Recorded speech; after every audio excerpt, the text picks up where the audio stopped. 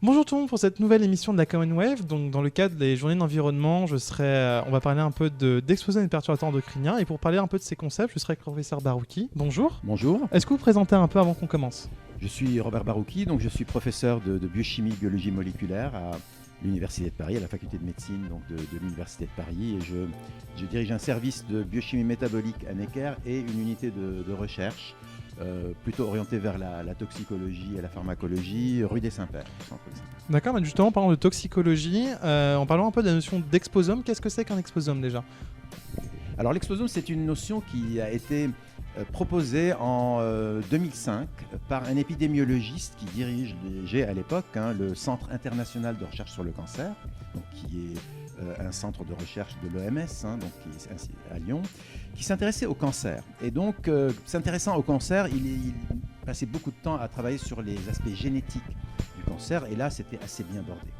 Et puis pour tous les autres déterminants du cancer, c'était un peu le bazar, c'est-à-dire est-ce que c'est des contaminants, est-ce que c'est la nutrition, est-ce que c'est de l'infection, est-ce que c'est des stress, enfin il y avait beaucoup de choses.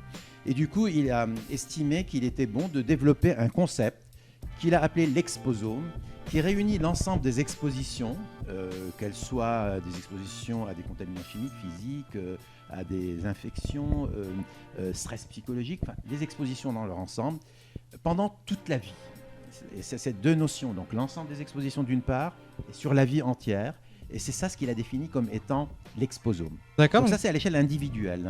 Bien sûr. Et du coup, à une échelle un peu plus large, notamment pour la loi de santé qui est sortie il n'y a pas longtemps, ça a une consistance de santé publique. C'est-à-dire qu'à un niveau plus large, comment est-ce qu'on est concerné par tout cet exposome? Alors à quel point l'exposome est important pour que ce soit rentré dans les articles français de santé? Alors à l'échelle des populations, c'est un tout petit peu la même chose, mais c'est des expositions qui concernent une plus grande partie, donc la population, les populations dans leur ensemble. Ça peut être des sous-populations, par exemple si dans le milieu du travail, vous avez un exposome particulier qui est l'exposome du travail. Dans le milieu à la maison, vous avez des expositions, tout ce qui peut nous concerner à la maison. Donc vu à l'échelle populationnelle, l'exposome...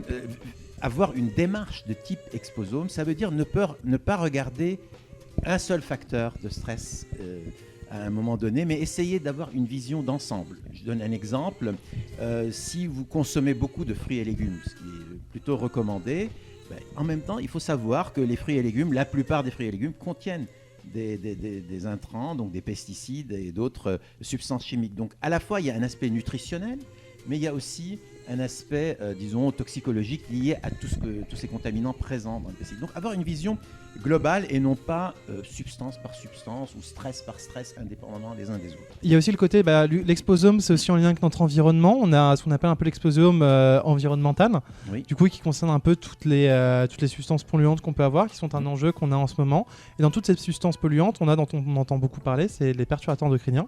Oui. Alors du coup, ces perturbateurs endocriniens, on entend beaucoup parler, qu'est-ce que c'est? Alors, les perturbateurs endocriniens, vous savez, la Commission européenne a mis beaucoup de temps à trouver une bonne définition. En fait, l'OMS, l'Organisation mondiale de la santé, avait trouvé cette définition depuis 20 ans déjà. Mais avant de vous donner cette définition, qui n'est pas simple, je vais rappeler l'historique de la découverte des perturbateurs endocriniens. C'est assez intéressant parce qu'en réalité, ça a commencé par une découverte dans nos écosystèmes. J'avais un collègue qui malheureusement est décédé, qui s'appelle Lou Guillette, et qui a passé sa vie à observer la reproduction des alligators dans des lacs pollués de Floride. C'était ça son travail de recherche. Et il s'est rendu compte que plus le lac était pollué, plus les organes génitaux de ces alligators étaient petits. Donc il a décrit des micropénis des alligators à l'époque. La fertilité baissait considérablement. Si on regardait dans d'autres situations, par exemple les mollusques ou les poissons, vous avez des inversions sexuelles. Il a rapporté tout ça à une modification hormonale. Et d'où l'idée que des polluants, dont vous avez parlé, des polluants dans notre environnement qui polluent l'eau, l'air, etc., pourraient influencer le système endocrinien, donc nos hormones, et par ce biais-là entraîner des pathologies. L'autre histoire, c'est une collègue qui s'appelle Anna Soto, qui travaillait sur les glandes mammaires de souris. Et elle étudiait l'effet des œstrogènes. Quand on injecte des œstrogènes à des souris, elles développent leurs glandes mammaires. Et à un moment donné, elle s'est rendue compte que ces souris, même non traitées, développaient des glandes mammaires exactement comme si elles étaient traitées. Et elle a remarqué que ce qui a changé, elle a changé les cages et les petits biberons des souris avec un nouveau plastique. Et donc, il y avait une migration de ces constituants du plastique dans l'eau et dans la cage, et la souris était contaminée. Et elle a fait l'hypothèse que ces plastifiants avaient des propriétés de type œstrogénique. Donc, tout ça a conduit à faire l'hypothèse qu'un certain nombre de contaminants pouvaient altérer le système endocrinien. Donc, la vraie définition maintenant officielle d'un perturbateur endocrinien dit avéré, sûr, c'est que d'une part, il perturbe le système hormonal, d'autre part, il entraîne une toxicité, un cancer, des problèmes métaboliques, neurologiques, etc. Et troisièmement, c'est le plus difficile, que c'est en modifiant les hormones, le fonctionnement des hormones, qu'il va entraîner cette toxicité. Et ça, c'est très difficile à prouver. D'accord, donc il y a aussi, donc je vois ce que vous voulez dire, et il y a aussi, je pense, dans le côté qui est un peu difficile avec perturbateurs endocriniens, c'est le fait qu'ils peuvent agir à très basse dose et sur le très long terme, ce qui doit être compliqué à trouver. Alors, il y a toute une série de propriétés des perturbateurs endocriniens qui les distinguent un peu des autres contaminants et qui a fait qu'on a remis en cause un peu nos concepts traditionnels de la toxicologie. Souvent, les toxicologues, quand ils font des tests dans leur laboratoire, ils veulent voir des effets. Donc, ils se disent, on va y aller à forte dose. Donc, ils mettent la dose. Donc, ça, c'était traditionnel. Et puis là, avec les perturbateurs endocriniens, on s'est rendu compte que parfois, à des doses assez faibles, on observait des effets qu'on n'observait plus tout à fait à des doses fortes. Donc, il faut se rappeler que les hormones elles-mêmes agissent à des doses relativement faibles. Donc, ce n'est pas spécialement étonnant qu'on n'ait pas besoin de doses extrêmement élevées de composés qui miment les hormones pour avoir ce type d'effet. Donc, il faut donc travailler aussi à des doses faibles. Deuxièmement, c'est l'histoire des temps longs. Et ça, c'est vraiment compliqué. On s'est rendu compte, à l'occasion des perturbateurs endocriniens et d'autres contaminants aussi, que ce n'est pas en étant exposé à un moment donné qu'on développe tout de suite un problème. Il y a souvent un délai assez long entre parfois le moment où on est exposé et l'apparition de la pathologie qui peut subvenir 10 ans, 20 ans ou 30 ans plus tard.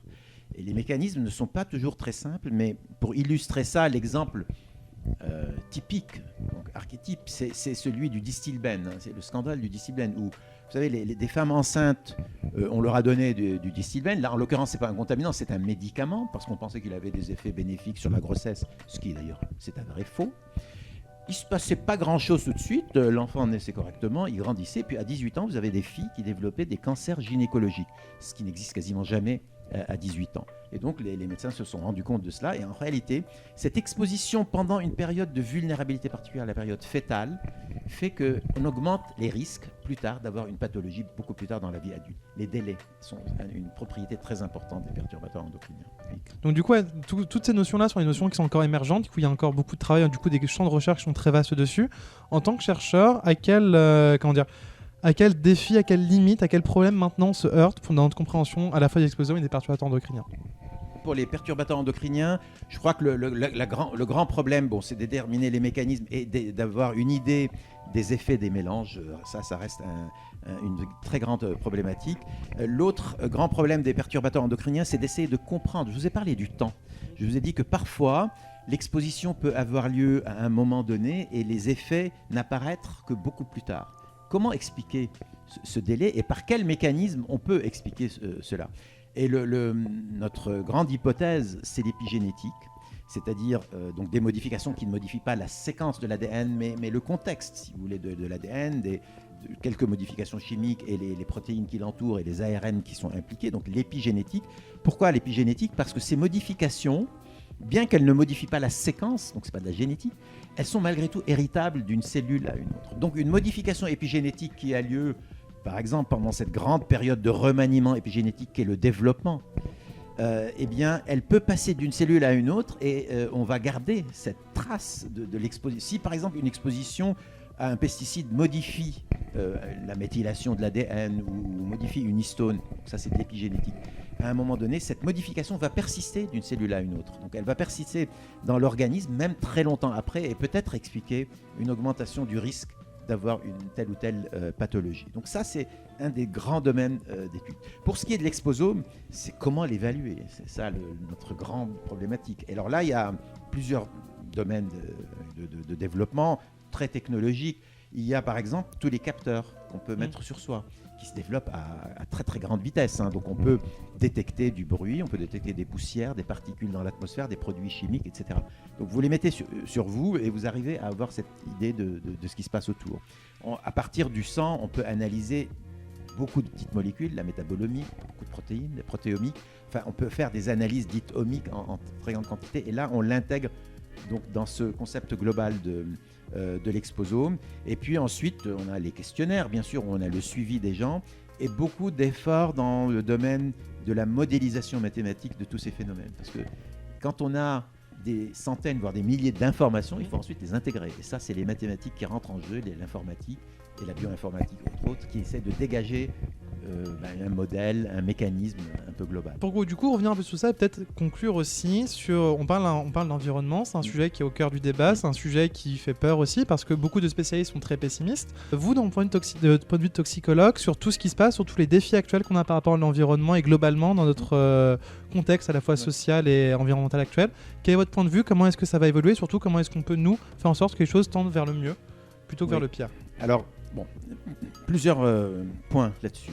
D'abord, le terme d'environnement ne veut pas dire des choses mauvaises par définition. On a parlé beaucoup de pollution par définition, mais on sait par exemple que si dans une ville il y a des espaces bleus, il y a des rivières, de la mer, des espaces verts dans des villes, ça a un impact très positif sur la santé mentale, sur la santé cardiovasculaire. C'est prouvé, c'est des études épidémiologiques qui le prouvent. C'est pas juste on est mieux. C'est joli, c'est vraiment le côté de gens mais, sont mais positifs. le fait que ce soit joli, l'aspect esthétique compte aussi. Bien sûr. Donc c'est pas à négliger. Donc ça, c'est l'environnement, ça peut être effectivement quelque chose de positif et de bien. Ensuite, dans les grands défis qu'on a pour l'avenir, on n'a pas encore parlé du changement climatique, qui a des effets multiples sur la santé. Et là, nous poussons beaucoup l'idée que justement, intégrons la notion de changement climatique dans le cadre de l'exposome. Parce que le changement climatique tout seul n'explique pas tout, bien sûr. Il y a son interaction avec la pollution, avec la mobilité, avec des infections qui ont lieu. C'est l'ensemble qui devient compliqué. Par exemple, le fait qu'il y ait plus de chaleur explique qu'on produise plus d'ozone dans l'atmosphère. Le fait qu'il y ait plus d'UV ou certains produits chimiques dans l'atmosphère explique que les pollens se morcellent et qu'ils deviennent plus allergisants encore. Donc tout ça, on doit avoir une vision globale. Donc changement climatique certainement, mais aussi utilisation de produits chimiques dans une quantité extrêmement importante sans qu'on maîtrise complètement en fait les choses. On fait quelques tests, on sait que ça ne donne pas telle ou telle pathologie, mais est-ce qu'on mesure tout? On ne sait pas. On ne sait pas du tout ce que donne le mélange de tout ça. Donc ça, c'est aussi un vrai problème. Simplement, notre mobilité qui a augmenté de manière très importante explique toute une partie de phénomènes infectieux qu'on va observer et dont on va observer la propension à se répandre un peu partout dans le monde extrêmement rapidement. Donc notre mode de vie qui a changé. Le fait qu'on utilise beaucoup d'écrans par rapport à avant, qu'on bouge peut-être un tout petit peu moins. Il y a énormément de choses qui vont contribuer. Donc tout ça fait qu'il y a quand même des phénomènes à risque. Le changement climatique étant parmi les plus importants, c'est très sérieux.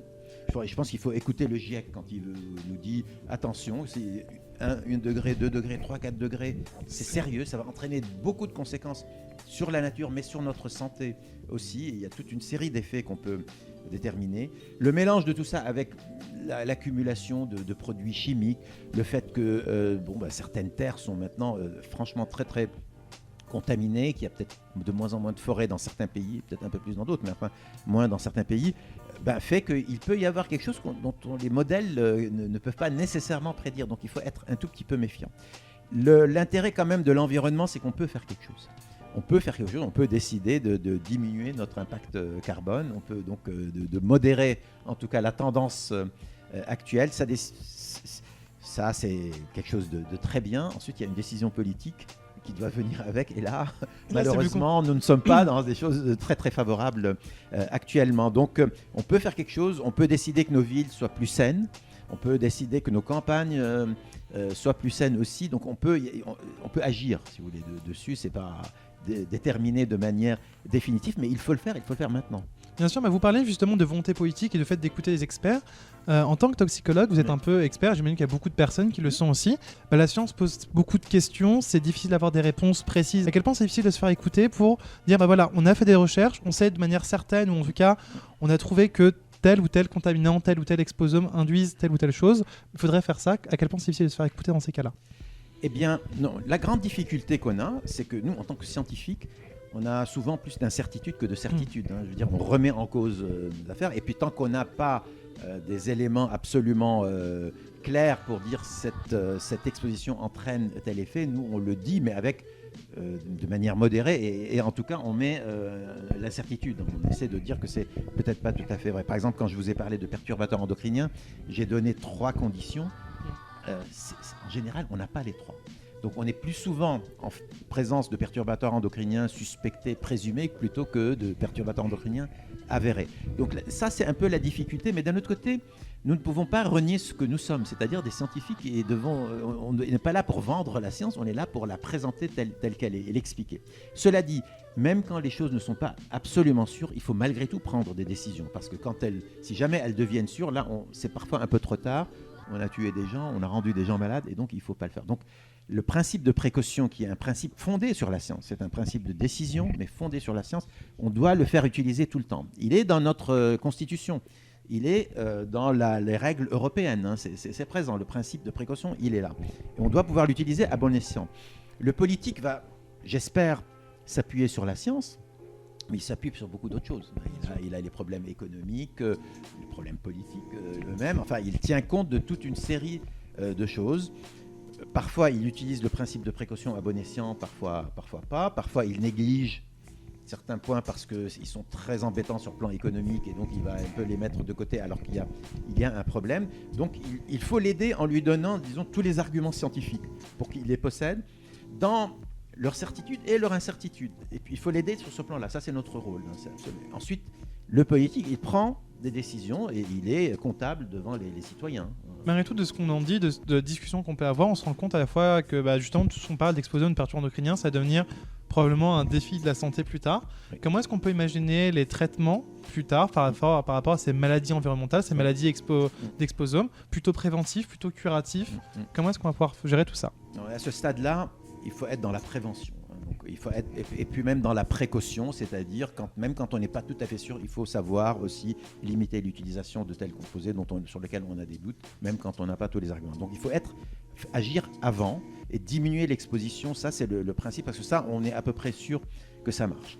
Ensuite, si quelqu'un est malade, on va le traiter. On va le traiter comme toute personne, quelle que soit, je dirais, l'origine. Mais il y a des gens qui proposent des choses pour dire on va diminuer notre intoxication.